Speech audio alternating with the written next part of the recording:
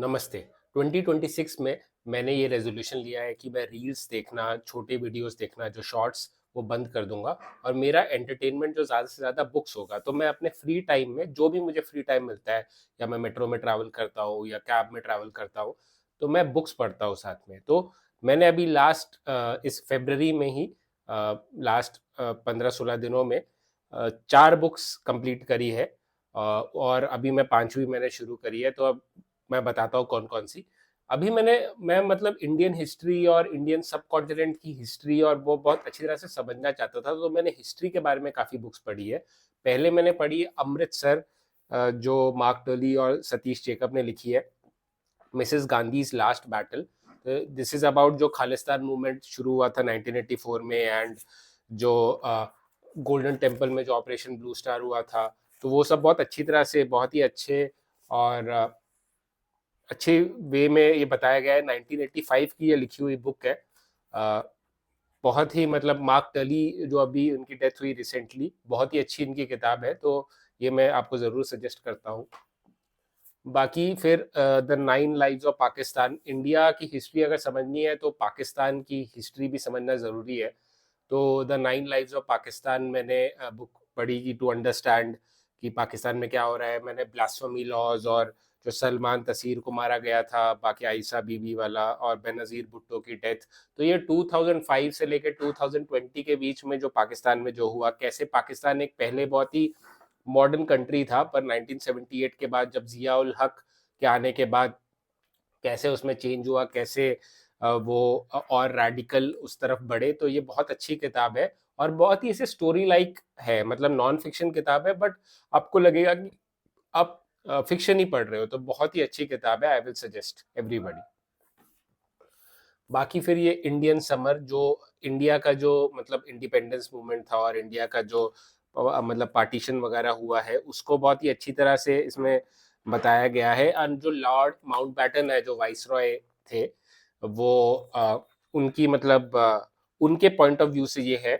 तो जो हिस्ट्री के लिए मतलब हिस्ट्री में जो इंटरेस्टेड है, ये देखिए, ये पंडित जवाहरलाल नेहरू की जो शादी की फोटो, काफी यंग लग रहे हैं, 19 साल के। ऐसे मतलब बहुत ही अच्छी अच्छी फोटोज इसमें है। मतलब किताब तो अच्छी है ही, बट बहुत ही अच्छी तरह से मतलब कि जो India partition, Indian independence movement, last के मतलब जो 1946 मार्च 946, 47, 48, 49, ये जो 3-4 साल है उसको बहुत अच्छी तरह से बताया गया है।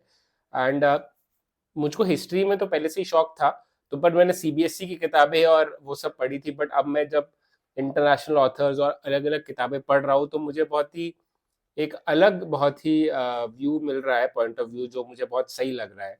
तो आप ज़रूर इसको आप पढ़ सकते हो।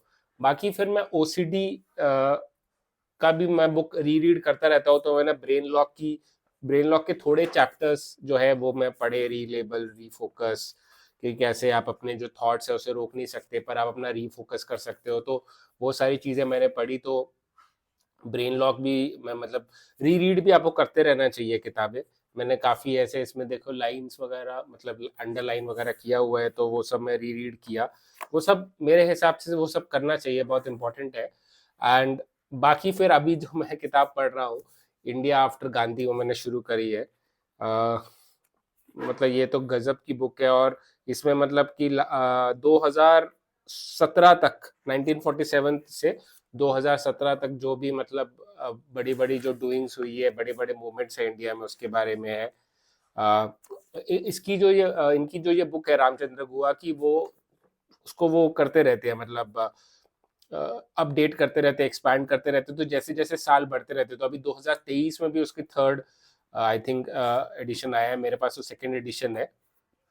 तो ये सब मतलब बहुत अच्छी तरह से आपका हिस्ट्री, और ये भी बहुत स्टोरी लाइक है। मतलब ऐसा नहीं है कि जैसे हमारी सीबीएसई की जो किताबें हैं वैसी नहीं लिखी है। ये बहुत ही नॉवल की तरह, स्टोरी की तरह। और हिस्ट्री समझना बहुत जरूरी है, कि हिस्ट्री समझना, जो लोग, कि इतने बड़े बड़े लोग, और साइकोलॉजी, जो मतलब साइकोलॉजी, मैं साइकोलॉजी का मैं स्टूडेंट हूँ, एमए साइकोलॉजी कर रहा हूँ। तो मेरे लिए हिस्ट्री पढ़ के हिस्टोरिकल लोगों का जो माइंडसेट है वो समझना, वो बहुत मुझे ज़रूरी लगता है कि हाँ, वो लोग भी कैसे रहे हैं, वो लोग भी क्या सोचते हैं।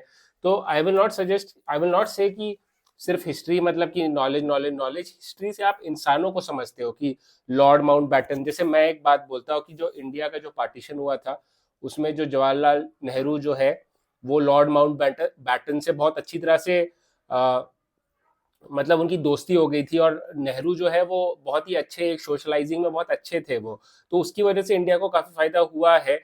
मतलब लॉर्ड माउंट बैटन ने नेहरू को काफी सपोर्ट किया कई सारी चीजों में। Lord Mountbatten governor general भी रहे इंडिया के उसके बाद, जबकि मोहम्मद अली जिन्ना पाकिस्तान के गवर्नर जनरल बने थे। तो ये सारी चीजें बहुत इंपॉर्टेंट है। बाकी अमृतसर की जो वो बुक पढ़ के भी मैंने देखा कि जो कैसे मतलब हर चीज का जो वो है, मतलब हर चीज का जो सोल्यूशन है वो वायलेंस नहीं है, और वायलेंस से तो चीजें बिगड़ती ही है। अगर आप अपना ईगो को शांत करके दूसरे वाले से की बात सुनने के लिए तैयार हो, इफेक्टिव लिसनर आप हो, तो उससे मतलब कई सारी जो प्रॉब्लम्स है वो सॉल्व हो जाती है। बिल्कुल ही एक्शन लेना, हाँ कई सारी चीजों में आप ओवर थिंक कर रहे हो, उसी में घुस रहे हो, तो एक्शन लेना जरूरी है, पर हर चीज में, हर एक मूवमेंट में, हर एक आपके इम्पल्स में एक्शन लेना कि अरे उसने मुझे ऐसा बोल दिया मैं तो गुस्सा हो जाऊंगा, मैं ये करूंगा, वो चीज सही नहीं है।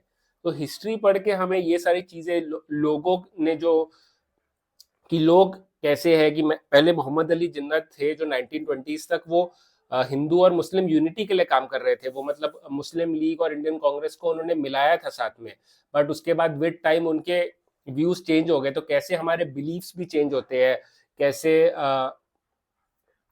जो नेहरू है, नेहरू ने कैसे हमेशा रैशनलिज्म और साइंटिफिक चीजों की बात करी, तो वो सारी चीजें भी मतलब सही बताता है कि क्यों इंडिया जो है वो इतना डेवलप्ड है, क्यों पाकिस्तान इतना डेवलप्ड नहीं है। ये सारी चीजें हमको सीखने को मिलती है इन सब बुक से, तो मैं तो काफी अच्छा मुझे लगा। मतलब इसमें तो मैं ये सजेस्ट करूंगा, ये किताब द इंडियन समर बहुत ही अच्छी किताब है, इसको आप जरूर आप पढ़ सकते हैं।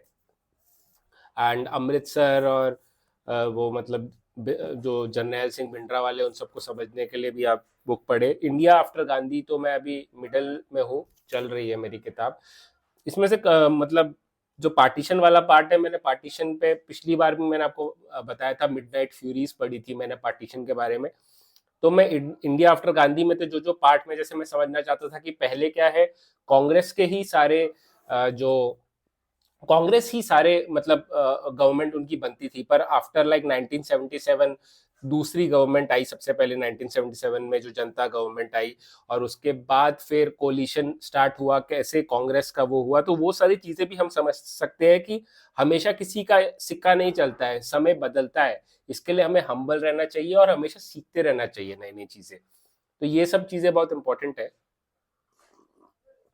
और हिस्ट्री से हिस्टोरिकल एनालिसिस से ये हम चीजें समझते हैं।